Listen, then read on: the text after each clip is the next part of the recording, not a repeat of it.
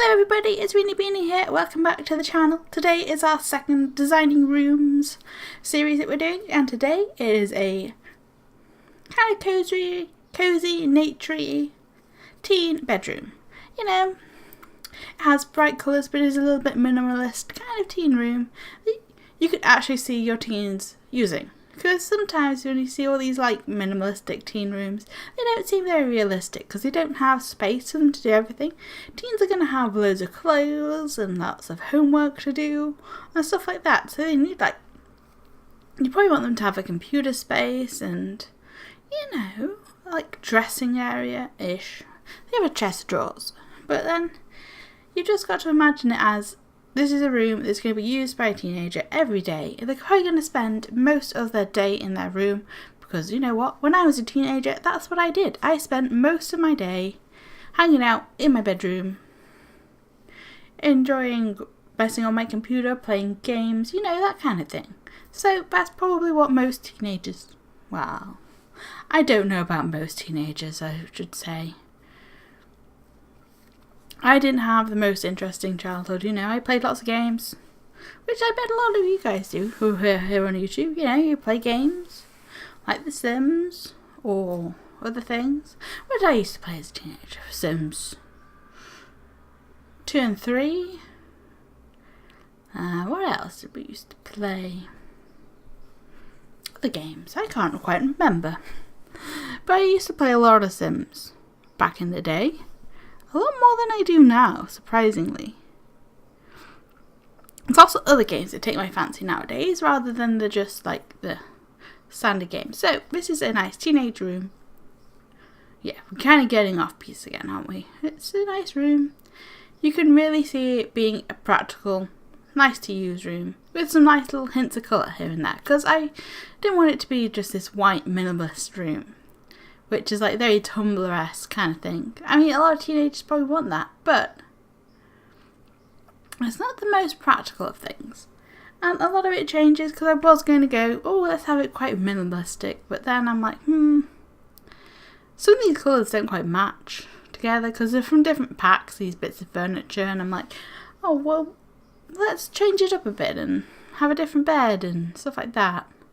So things do change. I was going to have a wardrobe, but that wardrobe is it's more boyish than for a girl teenage room, and this ended up being quite a girly teenage room. With the, you know, the little pops of colour here and there, we stick with this nice little, it's very neutral, but then it has all of these like white theme.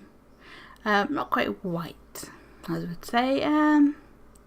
Little pops of orange with the white, and I think that works really well. It really brightens up the space, and it was hard to choose a desk, so in the end we just go for, you know, the cheap standard wooden desk with a nice little white chair. And I love how that back wall ends up looking at the end. It looks great. And so we're changing the bed because like, do I want it all white? But then there's not a really good white colour of that. Yeah. But I really like how the bed matches that little bay window seat quite a lot, and I thought that's a really cool thing to have so they can sit and read or have friends over, stuff like that. It ends up being pretty cool. And we don't actually use much art in this room in the end because it all ends up being pretty big. I can't remember if I keep that in or not, or it doesn't quite match my colour scheme. I think we have that one in because I really like how that one looks. It matches the colour scheme nicely. And yeah, I really like that dresser that we used because, I don't know, it just has that nice modern feel but also slightly old too. I don't know, it's cool. I like it. We even put some curtains in. I mean, they're not really going to do much, those curtains, but it's fine. I wish we had some bigger ones of them just so we could put them over like a bay window, or proper bay window curtains would be good. You know, they added on like all these bits of stuff for your bay windows, but you don't really have the curtains to put over them. So I think that's something that could be improved. So yeah, in the end we have all these little bookcases either side of that picture because I think that looks really cool. Adds in lots of storage that you can feasibly see like a sim using. And we fill it up with plants and everything later on. Because, you know, I feel like having a little pop of green in this room really kind of makes it. And I'm like, oh, it needs to be a little bit bigger. We have this big fake fur rug because I really like that rug, and I think it does make a lot of teen rooms look, you know, it adds a nice little bit of texture and warmth to the room.